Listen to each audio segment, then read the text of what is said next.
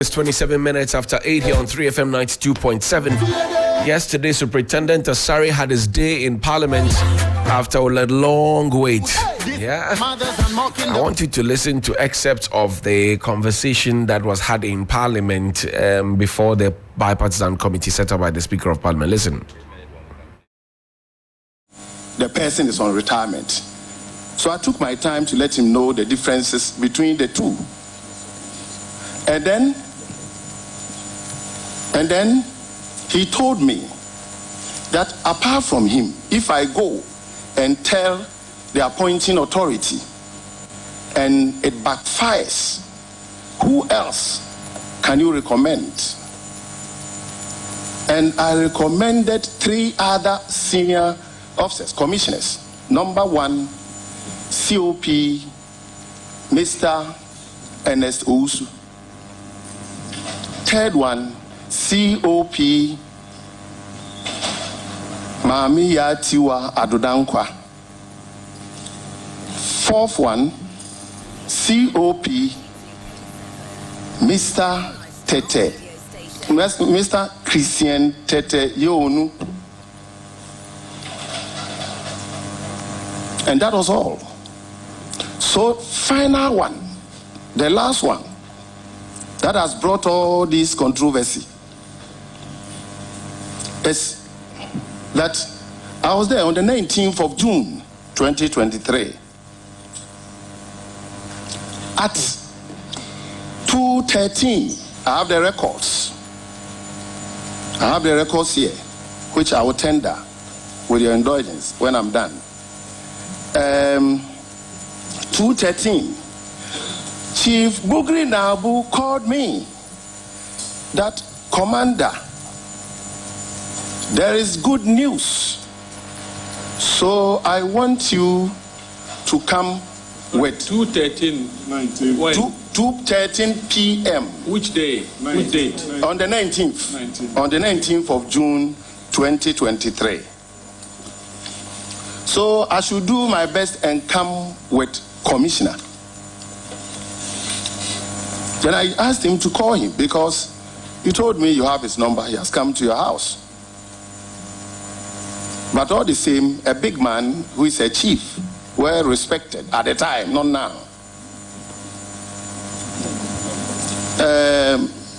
has asked you to do something for him, not any bad thing.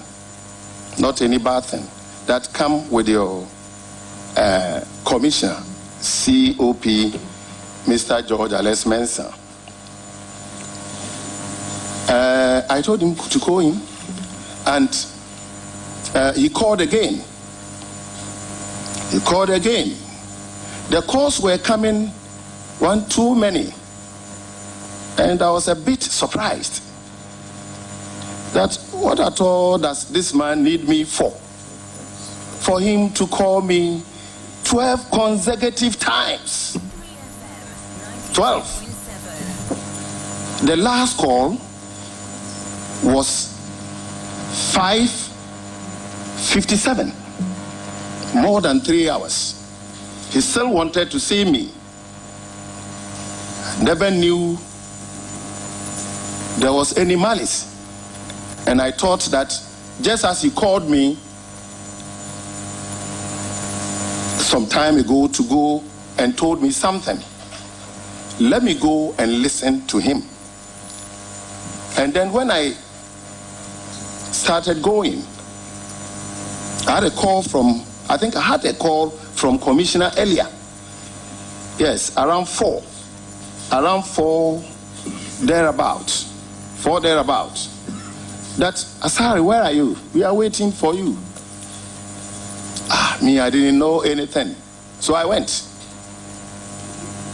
And when I went, if you listen to the tape, the communication was already going on. Because why I didn't want to go initially was that you wanted me to recommend somebody to you. The person has been recommended. The person is in the office. He has come. Me, I don't need anything from you. I don't want you to do anything for me. I am not a commissioner. I haven't gotten to even AC or chief superintendent to give me a course to have that idea, mindset that I'm closer to the seat. I'm nowhere closer. So the person that is closer to the seat is there with you. But since the big man, my boss himself, has called me, I have to be respectful and do them the honor. So exactly so, I went there, met them, they were talking. Then he asked me, Commander, what is your opinion on the performance of the IGP? And I told him my opinion. I'm done, my Lord, Honorable Chair. You know, this narration is good for us. But I asked you a question which triggered the narration. So let me read to you what Chief Bugri Nabu said.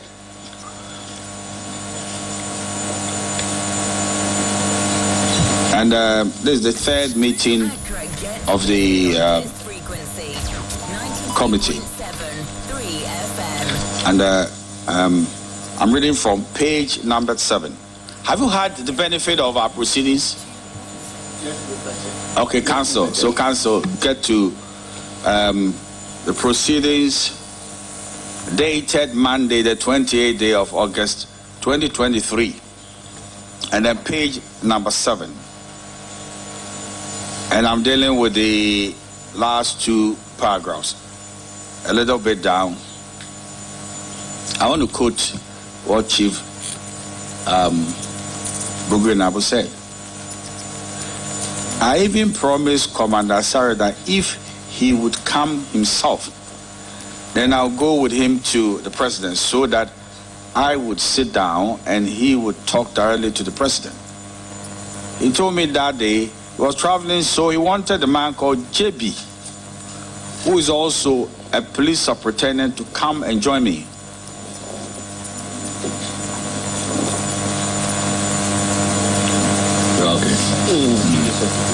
Okay.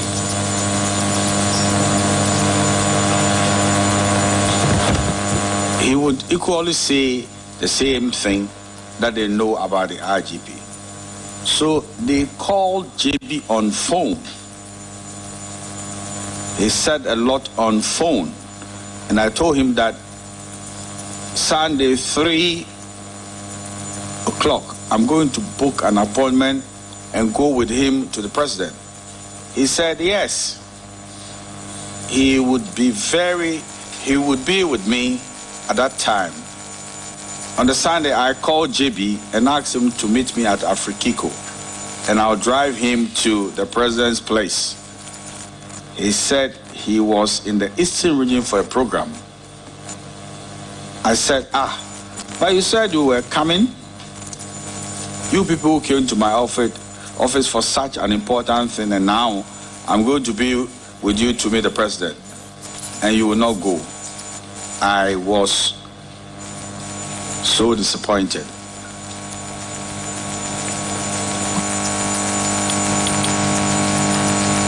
Brother Nassar, it seems to me that Chief Bugri Nabu is saying that you introduced Superintendent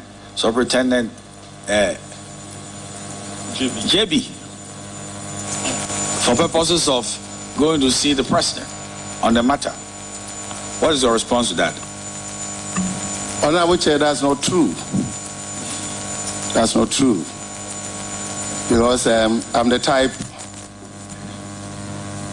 that I know how to present my issues, assuming without admitting that that was true. Assuming without admitting that that was true. I will be eager enough to go and meet the president myself. Yes, when granted the opportunity. Because how many people can have that opportunity to meet the president? Then I snap a picture with him, go and put it in my hall. Now people will see that I'm also somebody. Yes, so I'm not getting where this is coming from. I'm shocked. I'm surprised. So is it your case that Chief Bugri Nabu is inventing a story against you. Exactly so, Mr. Chair. Okay. Members of the committee, you've heard your man. These were the few introductions we have to do. And now you have the space to interrogate him. Who is ready to start? 3FM 92.7. Yes, my good brother, you can start. Thank you very much, Honorable Chairman. Superintendent Asare, how are you? I'm good, Honorable Chair. You know, if I am on the mic, I expect you to be in a comfortable zone. We've known each other for years, and you know what I stand for. 92.7. You know my level of integrity, that when I ask a question, it's not a personal question. This is a public hearing. The public wants answers. It's an issue that has attracted so much public attention. The public is interested. So to the best of your ability, you provide answers to the questions that I'll ask, but never in your dream think that it is Peter who's asking questions. Yes, Peter is asking questions, but I'm asking questions because the public needs to know. So you assist the committee to appreciate what we are doing here. Before I ask my first question, I also want us to appreciate the fact that the Ghana Police Service is not on trial in Parliament. The committee has a simple mandate vis-a-vis the tape that had leaked. So we are just going strictly according to the mandate given us. First question. You spent 27 years in the service. When were you in the Upper West region? Honorable Chair, I was in the Upper region and when the 2012 election results was about to be declared. No, the election petition was about to be declared. That was when. So they declared the results whilst I was in WA, and I left WA in 2015. Between 2012 and 2015, did you ever see or meet Chief Bugri Nabu in WA? Honorable Chair, as I indicated earlier, the first time I met Chief Bugri Nabu was when his son, Prophet Emmanuel Tei Bugri Nabu, took me to his office that he was going to say hello to his father. So the answer is no. No. Yes. Thank you.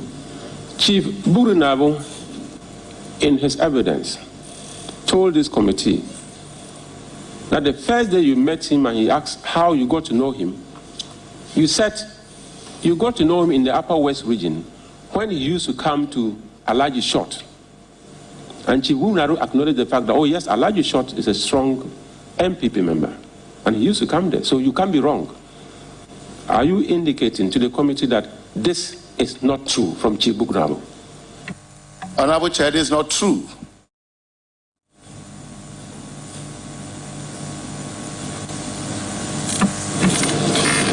For your 27 years of experience, 92.7. can we help this committee and, of course, the public that is working, that is watching? How are IGPs appointed?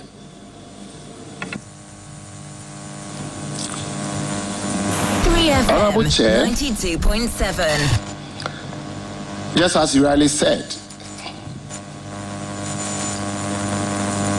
what I know is that appointment of the Inspector General of Police is the sole prerogative of the President of the land, of the Republic. And that is what the Constitution says, Article 200, Clause 1, that the President, in consultation with the Council of State, shall appoint the Inspector General of Police.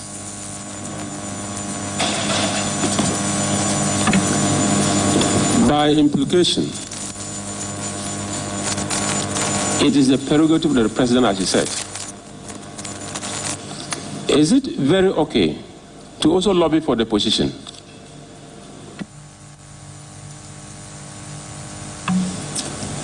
Honorable Chair, FM. this is my personal opinion, which has gotten nothing to do with the tape. But if I'm to express my opinion, lobbying has been with man from antiquity. It is not today that lobbying started. Lobbying is all over, everywhere. In some jurisdictions, there are some bodies that are called lobbyists. If you want them to lobby for you, you just engage them. You do the work for you. But I haven't lobbied for anything before. If I may just come clear to the real question I want to ask you. Have you been contracted by anybody to lobby for him or her? No, Mr. Chair.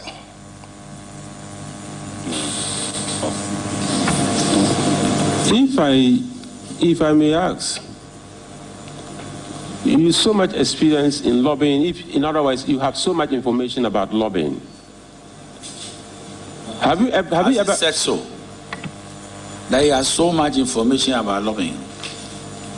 Mr. Chair, he said lobbying is as old as man. Yes, he was making a general statement. Okay. But he's not said he has so much information about lobbying. Yes, sir. Thank you. Let me reframe my question. Superintendent Asare, in your experience regarding this matter under investigation, have you learned anything about lobbying and ethics? No, Mr. Chair.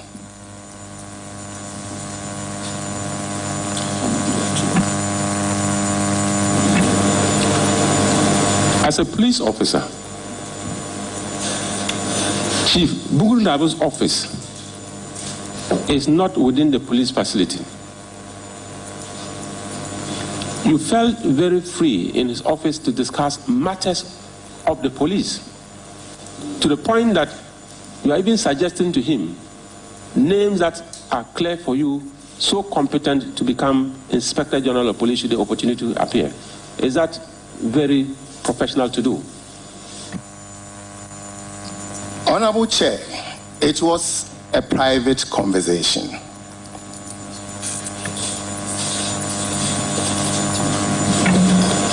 Counsel, if you may avert your mind to page 23 of the original transcription of the original tape. Page 23.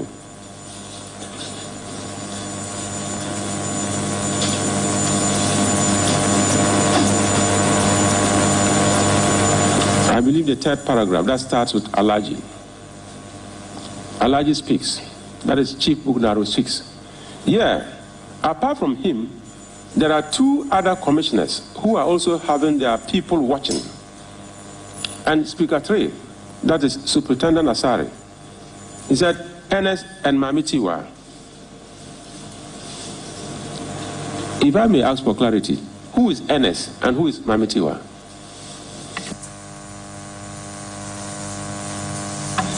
Honorable Chair, these names have already been furnished the committee by me not quite long ago.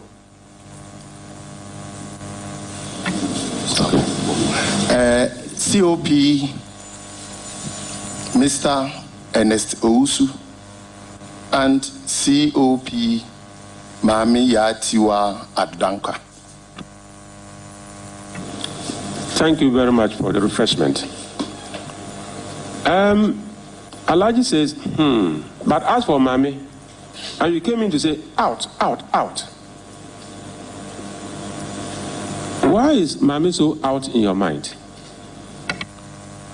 Mr. Chair, how this out came, I don't know about it. I can't say anything about it.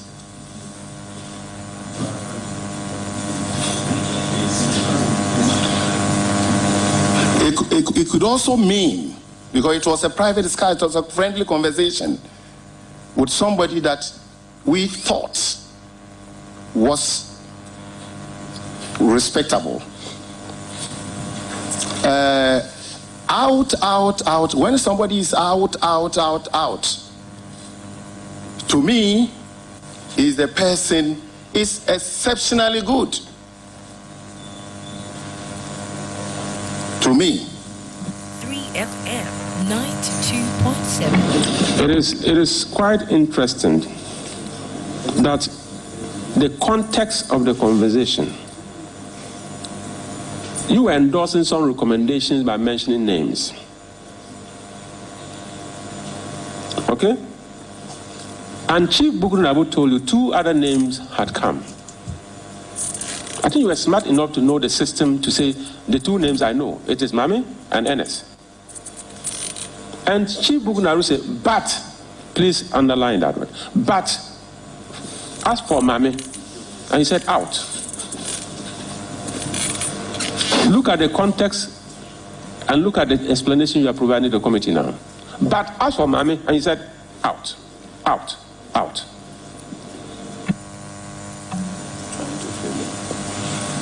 Honorable Chair, for your records, I want to say that how this out came, I cannot sit here and tell. I don't know anything about it. And if indeed it was said, it wasn't up to any bad intention, but for a positive one.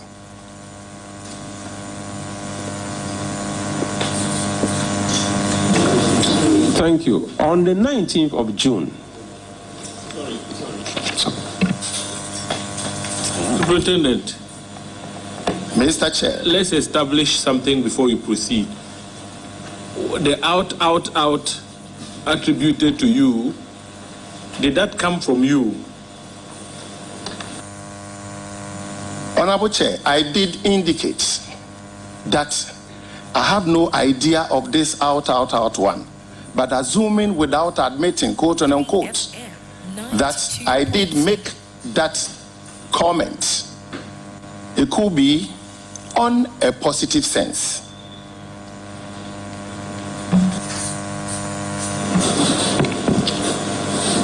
Superintendent Asare, do you know the role of the police council vis-a-vis appointment of inspectors general of police? Mr. Chair, I have never had the opportunity to work with the police council, but with the appointment of the Inspector General of Police, I have made it clear to the committee.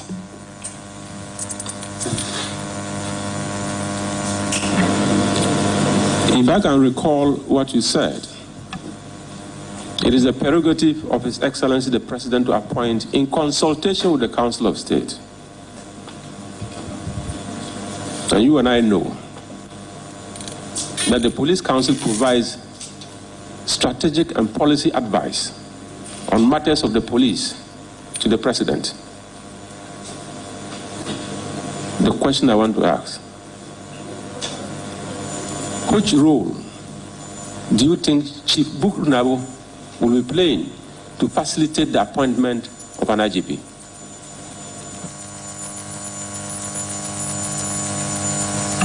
Honorable Chair, Chief Bukunabu, as we all know, is a politician. He was the regional chair for the MPP in the Northern region. And now, he is a National Council member. And when we met him in the course of our conversation, he did indicate that he recommended the current IGP to the President. So he made a statement. And if a politician tells you this, as to whether or not it is true, you leave it as it is. Because I don't need any appointment. And I wasn't, again, as well lobbying for anybody.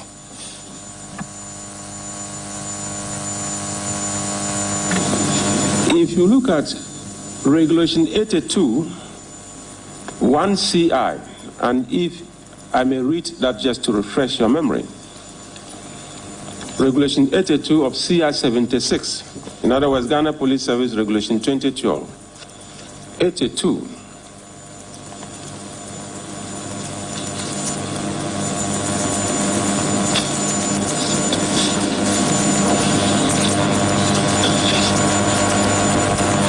Right. Major offenses. It is a major offense for an officer to engage in an activity outside official duties, which is likely to involve the officer in political controversy. I am very happy you know that Chief Bukuru Nabu is a politician, and a very seasoned one as such, the former regional chairman of the MPP, a national council member of the MPP.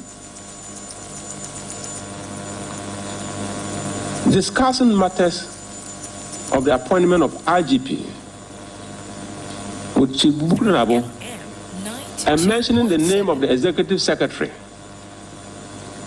to the president, Mr. Asante Beduatu's name, in the discussions. Do you, in your own professional mind, believe that this will not stoke political controversies? Mr. Chair, we would want to object to this question. It is our considered view that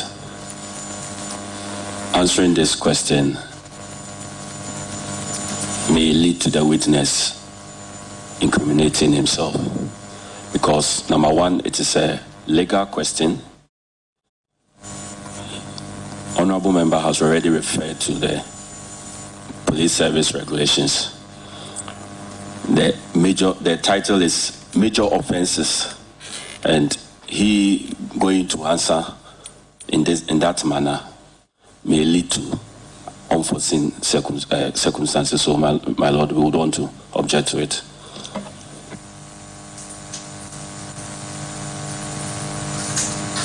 You see, my humble view is that he was just telling him what he should know. You know, he's a senior police officer, understand? So when he brings to the fore the position of the law vis-a-vis his conduct, he should just comment on it. Whether he wanted to violate the laws, you know, of the service or not, or what he said is something else. I don't want to have to answer it, but I do not believe that this can give him troubles. Because, bear in mind, the trouble already is on the video. 3FM. Nobody's going to create trouble for anybody. The trouble is already on the video. The audio, sorry. And the whole world has heard the trouble. So, please, I don't believe that this is an unfair question and it will have self-incriminating consequences for Secretary Asari. Except that, Chairman, except that, maybe Honorable Peter should lay the foundation. Whether, you know, those words attributable to him are true, that would then form the basis for the second question, because there's a certain assumption that he said them without first establishing from him. You see, this is Superintendent. The reason why I'm quiet looking at you like that is that when he's saying certain things and attribute them to you, and you know that he didn't say it, I mean, what do you do? So if he comes out with an assumption and then you believe that the assumption is wrong, I'm not saying it's wrong or it's right. It depends on you. So, Counsel, I mean, I know that he's a very senior police officer and he has the benefit of two lawyers. So listen to the questions critically, because what he's trying to, put across is an assumption of truth. And whether you accept the assumption of truth or not is up to you. So, Honorable, would you want to probably rephrase and help him to answer? But trust me, if it's self-incriminating, we will let you know that, look, you shouldn't answer. But I don't believe this one is self-incriminating. I'm grateful. And those were excerpts from the committee sittings in Parliament. The last voice you heard is that of the chairman of the committee, Lawyer Thatcher, who intervened when a matter came up, and he thought that, well, the questioner had to rephrase the question or had to abandon it altogether. We'll get back to some of those issues, but Dr. Adam Bona is joining us now. He's a security analyst. And Doc, thank you very much for your time. Good morning. How are you doing? I'm well, Johnny. Good morning to yourself and listeners.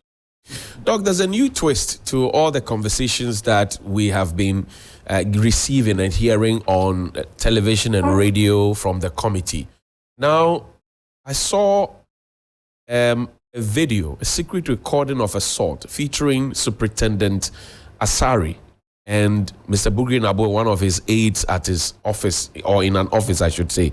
I can't confirm which office it was. It thickens the plot, doesn't it not? Yes, Johnny. If anybody thought this was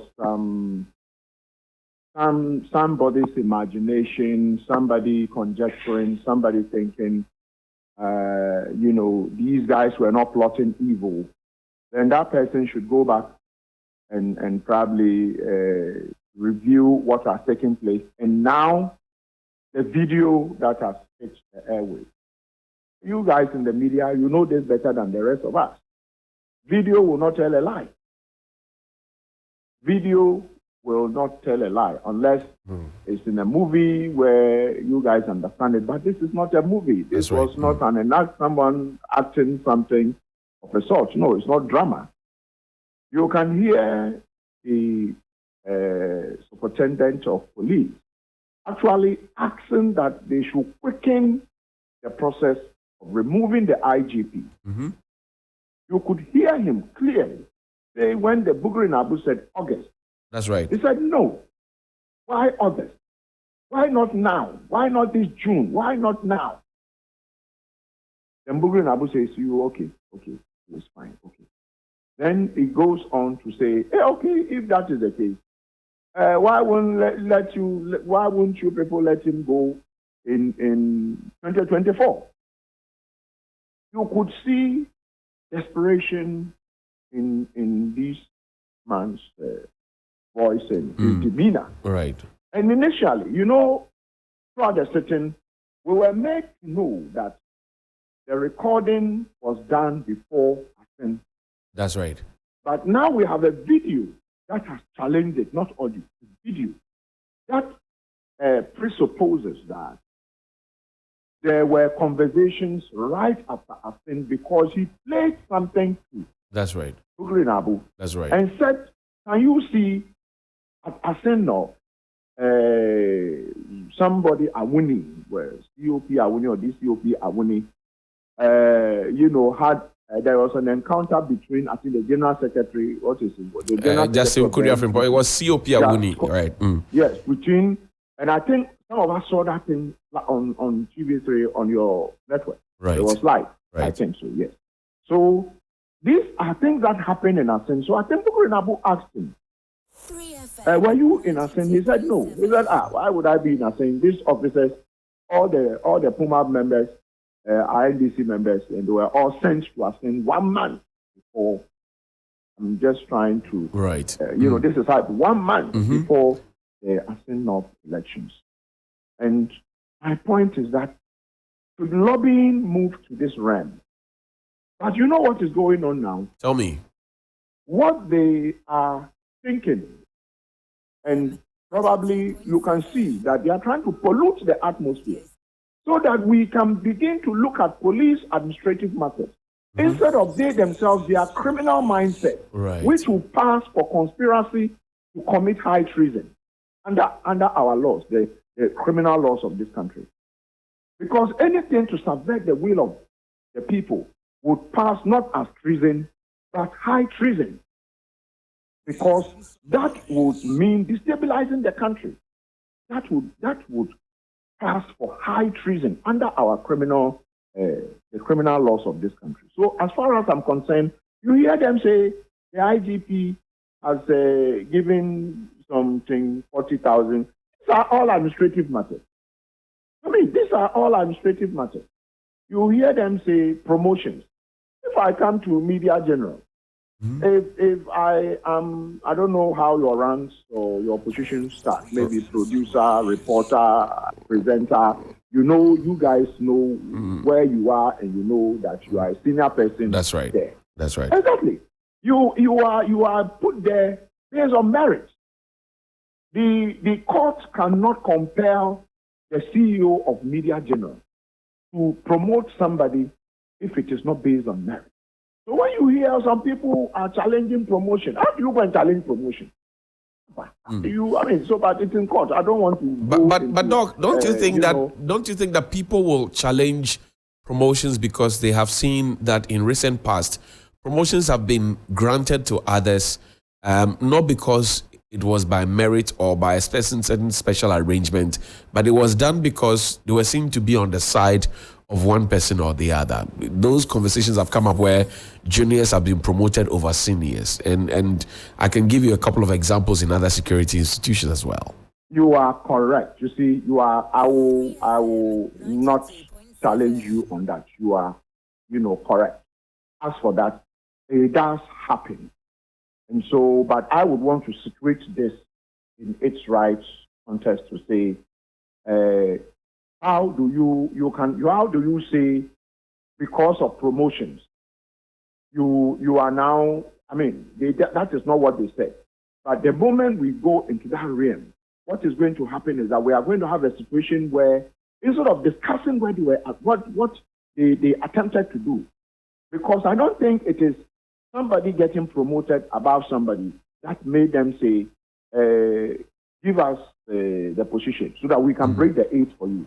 If I had heard in the tape that if you make me IGP, I am going to make sure promotions are done in a certain manner.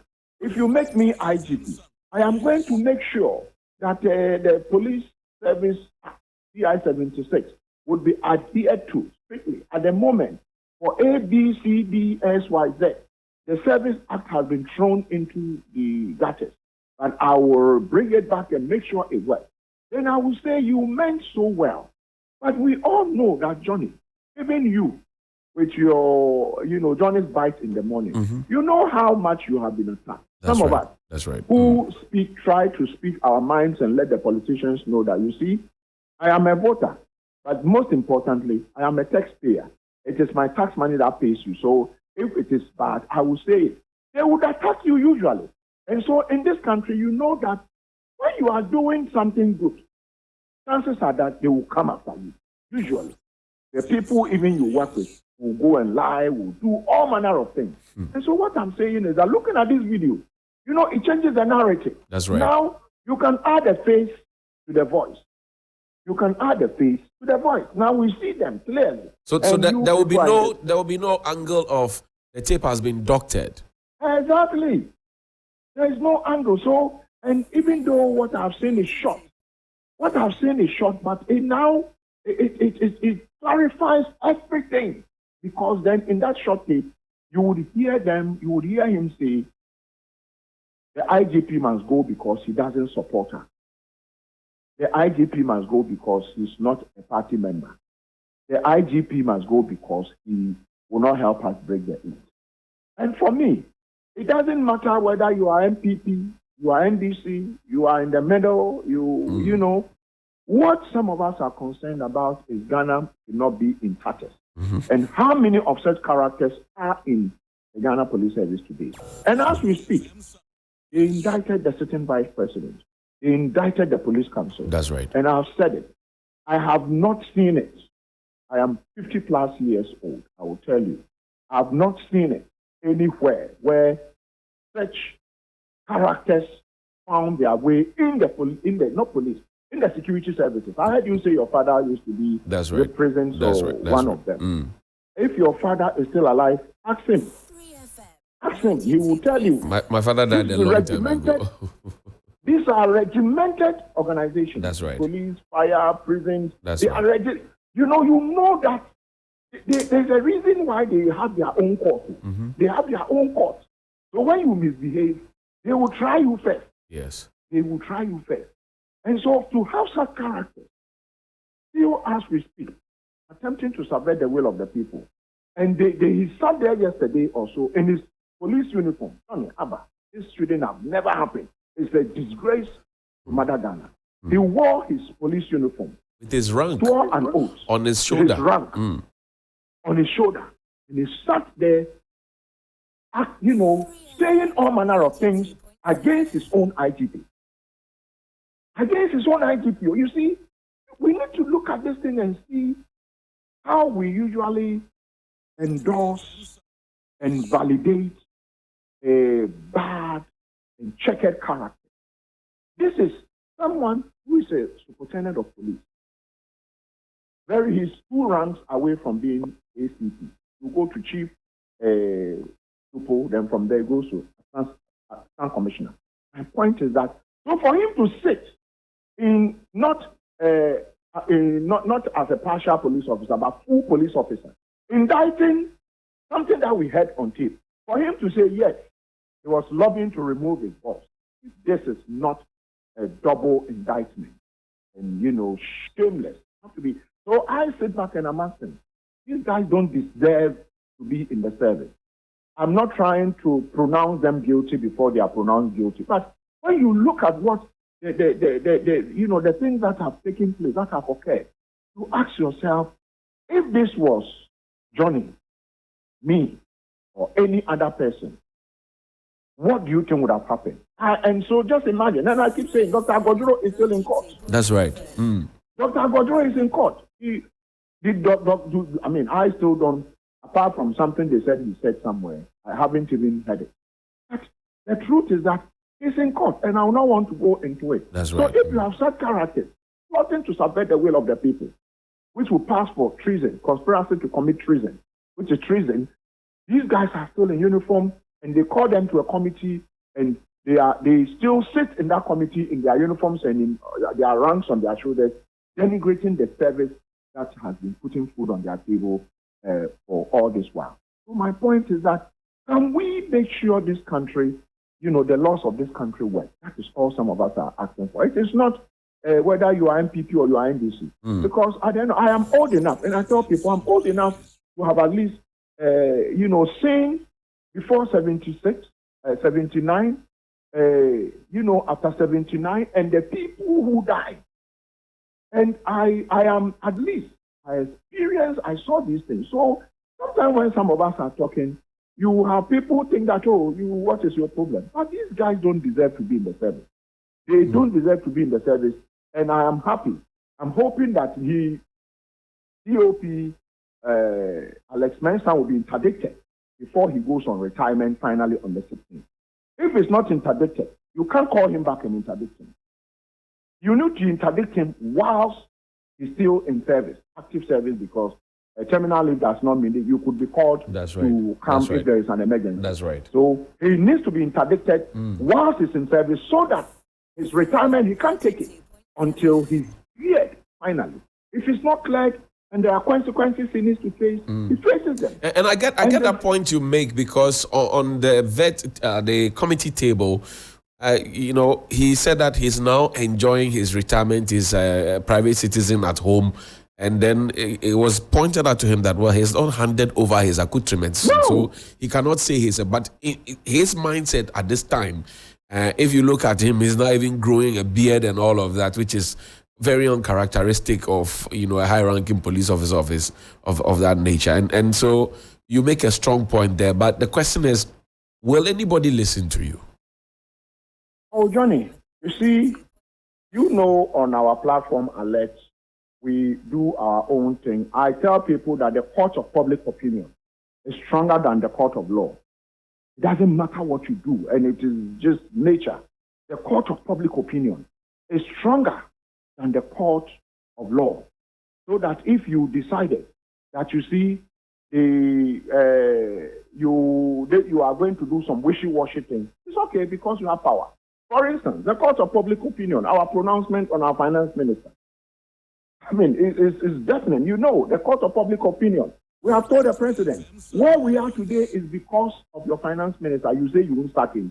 We are all going to suffer. That is the court of public opinion. He has the power. So mine is that they can decide to listen, they can decide not to listen. But the truth is that if we go into 2024 and anything happens, we will all be here.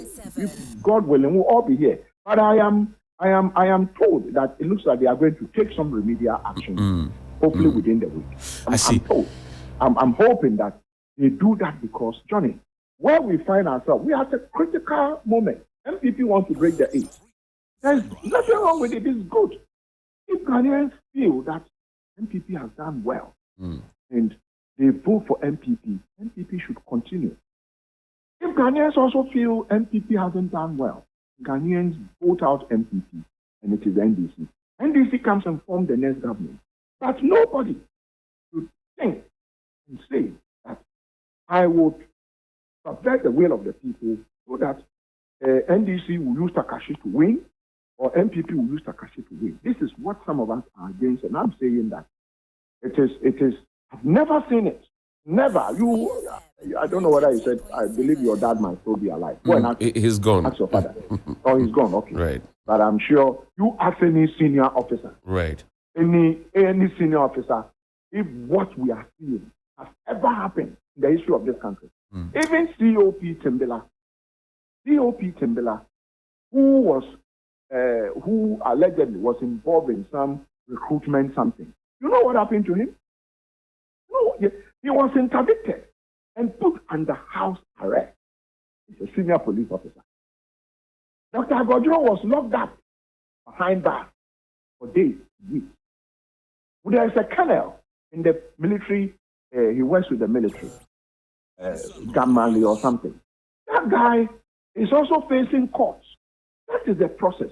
So for these guys to be walking and still walking around and showing up and telling us, choosing and picking what question to answer, and choosing and be trying to tell us that, you see, what you people are talking about, that is not what you should be bothering yourself about. And you go into administratively what is going on in the police service. Me, I tell people that I see as a private citizen of Ghana, my concern is that when I drive my car and I'm coming to Media General around the Jubilee House area, right, I should be able to get there without anyone harming me, and I should be able to get home and sleep, and the next morning I am fine. That's all. That is what I expect the police to provide me. So if I'm getting that, you people say, well, you have some administrative issues. Well, you would want us to discuss it.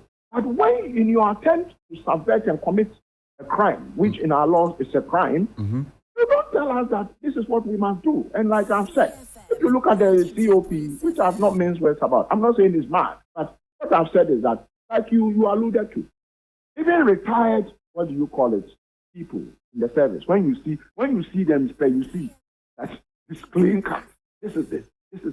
I think certain things didn't go right. He loss of memory, which is, but the inconsistencies, the flip-flopping and all that, made some of us ask that maybe what the Atacha and his committee should have done was to recommend him for psychological evaluation. And I still stand by that, because what they were attempting to do, I beg you, be serious. No normal person would do that. And when you hear some people say it's lobbying, why would I want to lobby to be the CEO of Media General? And my only way of trying to do that is to put gasoline around Media General and light a match into it.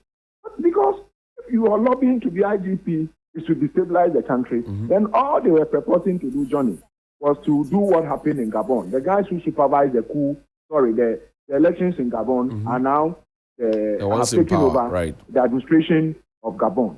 And simple. So maybe if you ask me to do this analysis, I'll tell you, maybe this is what, if not, it doesn't make sense. This is what they would have done if there was chaos in 2024. And there will be chaos. You think Yamin and Co will look at you? You think Yamin and Co, they will look at you to do what they've said it publicly. They will not agree to anything. So the rest of us, Johnny, let's continue to shape these things and make sure that we go into 2024 and it is as peaceful simple as anything, with a certain IGP who will not play ball, who will not agree to anybody saying, me, because I'm in power, this is what I want to do. MPP, if they have to win, they should win on their own record and the people voting for them. NDC, if they have to win, they must win on their own record and the people voting for them. Not some, some disgruntled officers who are in party uniform saying that give it to me and I'll vote. So I'm hoping this video that I said the airwaves, let's see what they are going to tell us now, because now it's clear that we've added faces to the voices. So this time around, there is no drama. Doc, let me ask you my final question. And for the young police officer, a general constable, a lance corporal, a corporal, all the way to a chief inspector who are part of the other rank, what should they be thinking at this time? Because it could be quite humiliating for them to have seen their superiors on TV misbehaving, as I like to call it, in such a manner, and it will bounce back to them in their communities. What should they be thinking? Well, I think what they should be thinking would be we have to serve our country. Our service is to the country. We must be the go-to people when people are in trouble, the first point of call when people are in trouble. And so mine is that so far, I tell you that I was arrested around the airport 2 weeks ago. They arrested me. The constable arrested me. Right. He arrested me. And those days, Johnny, the car driver, even a super will not want to arrest me. Right. But the constable arrested me. Right. He arrested me, even though it wasn't my fault. I needed to do what I had to do. When he did a review, eventually they cautioned me and said, well, they would have taken me to court. But looking at the review, if I had stopped, the truck would have run into my back. They let me go with a warning, and which I accepted. And I thought that, okay, this is what they know me. They know me. They know me. But you see, this is not the time. Do you know who I am? Or I'm calling A, I'm calling B. So I think that the junior rank officers are not so corrupted like the senior rank, some of the senior rank officers. Some of the senior rank officers are so corrupted. Corruption is in their DNA. Some of the senior rank officers, corruption is in their DNA. And they started from the constable and they came up. But as constable, I think they can ensure that corruption doesn't become part of their DNA as they come through the ranks. They have the opportunity to not be corrupted. And I think today, when a police officer stops you, it is difficult for you to say just stop, because the police officer himself is afraid. He won't do it. But in the past, today, some of the agitations, some of the agitations, some of the senior officers say areas that they were sending boys to go and do checks and roadblocks, the IGP says no longer roadblocks, because the roadblocks are not intended for good purposes. They are just there to extort money from people. So some of the senior officers in other regions, not even in headquarters alone, in other regions, they are angry because, and some of them call me and they say, you see, you have what's the name? Now they say we can't go on the road. And we need to go on the road to check crimes. And I say, not going on the road. Have we had crimes increasing? They are not, I ask them, not going on the road for roadblocks. Have we had crime, everyday crime increasing? And they tell you, well, we don't want it to answer. So it means that you guys were there extorting money. Johnny, I will tell you openly that there were police commanders who would send their boys to go and escort cannabis. Wow. I am telling you this. It is an open secret within the service. And any senior police officer who is listening to me knows what I'm talking about. Record me, put it. I'm telling you that senior police officers in the past, some of them, I won't say all of them, would get their boys to escort cannabis from one region to the other. I see. And this was like, you see, it was like an organized crime. It was like an organized crime. You see the 77 parcels of cocaine, the way the 10 pounds MB like Benjamin. an organized mafioso. You heard them talking about mafia. You heard them, isn't it? Yes. Yeah. I am COP telling spoke you, about mafia. on record that in the past, some police officers, senior officers in the regions, other regions, and even in Accra, Usually, it started from the headquarters. Somebody is sitting at the headquarters, and he's the one in charge of A, B, C, D. I won't mention the department. He's in charge of this, he's in charge of that, he's in charge of that. And so it goes from there to that angle, and the gurus who are in charge of this transporting and trafficking of these drugs will liaise with them, and everything just goes through. I said, you are any senior police officer. Right. And even some of the juniors, maybe the recent juniors, it is difficult for the officers, and it's the reason why you hear them fighting the recent juniors, because if you want to use them to perpetrate crime, they will not agree. Okay. They will tell you they will not, and that is why they are not happy. I hear you. I'm telling you, they used to use some of these boys to transport cannabis. They are listening to me. I'm waiting for any one of them to challenge me. Dr. Adam Bona, thank you very much indeed for your time. We're grateful. Thank you too. Great. And that's Dr. Adam Bona. His views there. His views are not our views. But he says we should put it on record and we should